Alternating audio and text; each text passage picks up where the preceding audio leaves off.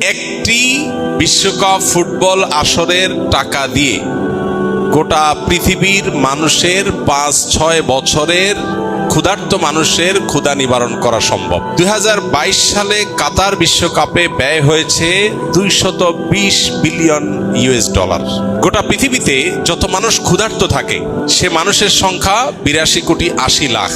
এই মানুষগুলো ক্ষুধার্ত থাকে, খাবারের অভাবে কষ্ট করে।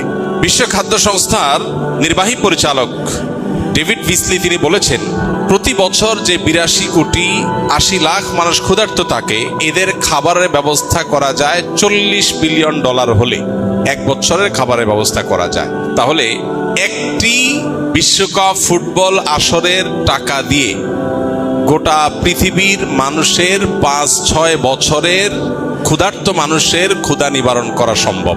অর্থাৎ গোটা পৃথিবীতে একটা মানুষও ক্ষুধার্ত থাকবে না, সেই ব্যবস্থা করা সম্ভব শুধুমাত্র একটি আসরের টাকা দিয়ে ৫ থেকে ৬ বছর। এবং ২০৩০-এর মধ্যে গোটা পৃথিবীকে ক্ষুধামুক্ত করা সম্ভব। এই ৮২ কোটি মানুষের সম্পূর্ণ খাদ্যের স্থায়ী ব্যবস্থা করা সম্ভব যদি শুধুমাত্র একটি ফুটবল বিশ্বকাপ আসরের টাকা দিয়ে দেওয়া হয়।